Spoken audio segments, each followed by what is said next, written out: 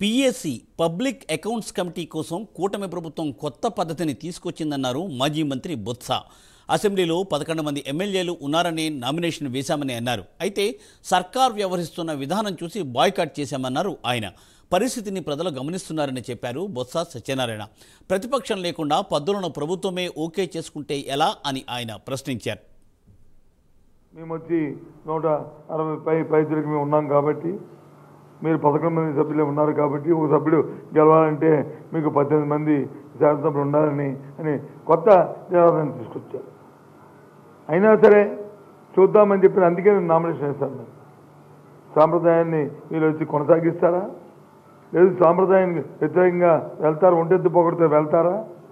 ఎందుకంటే ఇది ప్రజాస్వామ్యం. ప్రజాస్వామ్యం అంతా నేనే అనుకుంటే, అంతా నాదే అనుకుంటే, నాకెవరూ తెలియలేదు అనుకుంటే అది పొరపాటు. ప్రతి 5 సంవత్సరాలకు ఒకసారి ప్రజలు తీర్పిస్తుంటారు.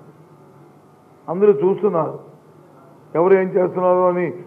మనకంట ప్రజలు చాలా ఆలోచన చేస్తున్నారు.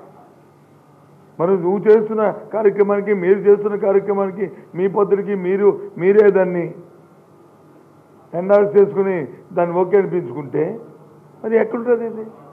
అలాగని మీరు తప్పు చేస్తారా తప్పు చేయరనేది కాదు ఇక్కడ ప్రశ్న. మన తాలూకా సాంప్రదాయం అది.